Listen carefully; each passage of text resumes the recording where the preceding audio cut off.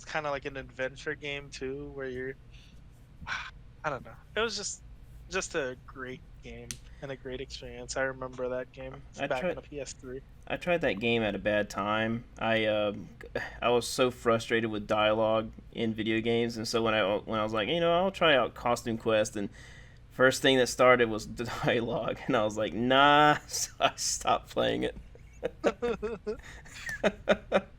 And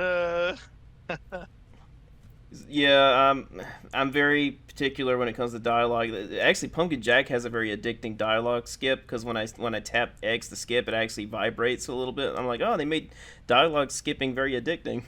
it's like, aha. I wish I Well, got since experience points for doing that.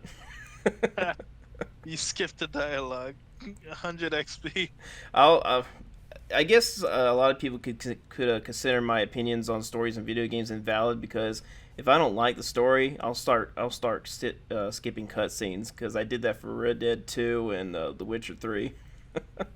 Oh, I got you. So I guess you don't have like the full picture technically. Yeah, so I understand if someone's like, "Oh, well, you didn't watch all the cutscenes, so you don't have a good opinion on it." I'm like, "Yeah, you're right," because I didn't like the story enough to continue watching it. Hey, you know what? And that's valid criticism at the end of the day, you know. If it wasn't engaging enough that you wanted to actually pay attention, then, it's not your fault. It's more so, the game's fault for not being gripping to you. And it's fine. Like, somebody else might, enjoy it, and that's okay.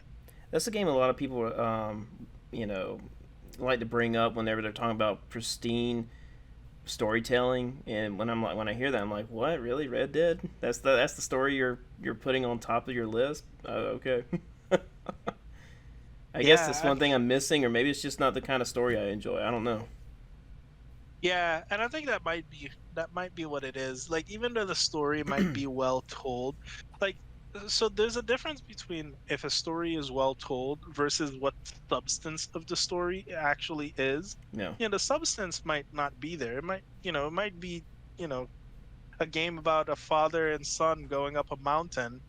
I think you know what game I'm talking about. But it's the way that the story was told that gripped people and made people enjoy it. So like perhaps Red Dead is the opposite of that story that we just mentioned about a father and son going up a mountain, Mm-hmm. in the sense that the actual story itself was probably a lot more, like a lot more interesting, but the way that they told the story was not as good. Yeah, I mean, and there are moments I enjoy in the Red Dead, game. Like, I mean, there's some cutscenes I really do enjoy watching. I just it just wasn't really in a story that I preferred. I mean, that happens a lot.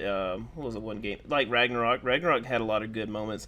I was trying my best not to mention Ragnarok in this podcast, but just for an example, is that Ragnarok has a lot of incredible cutscenes. Some that I'm still looking up on YouTube to watch because they were fantastic. But I just don't feel like it was really working for me in a story perspective. And I think that's why I didn't win Game of the Year.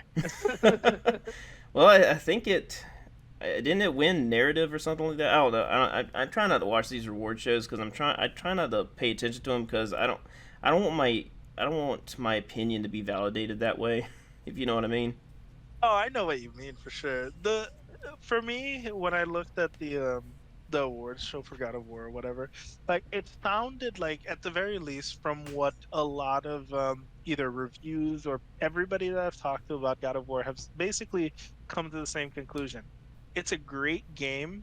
Hmm. It's basically God of War 2018 but slightly better. Yeah. But if you played God of War 2018, you could probably wait on this one.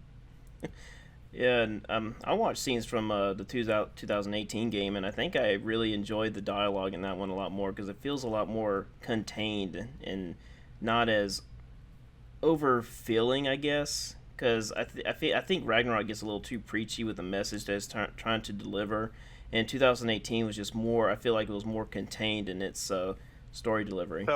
Felt more authentic, you would say. Right. It's like Logan. I love the movie Logan because it's a self-contained movie, and I feel that's what God of War 2018 was. But imagine if Logan they made a Logan 2, and it felt more like an extension from the very ending. I mean, we all know what happens at the end of Logan, I know, but it's just an example. It's just, and I just feel like if Logan 2 just didn't do anything different, it was just more of a continuation of the first movie. I just don't think, I don't know, it would be as It's like a special. movie, right? I think I understand what you mean. Yeah.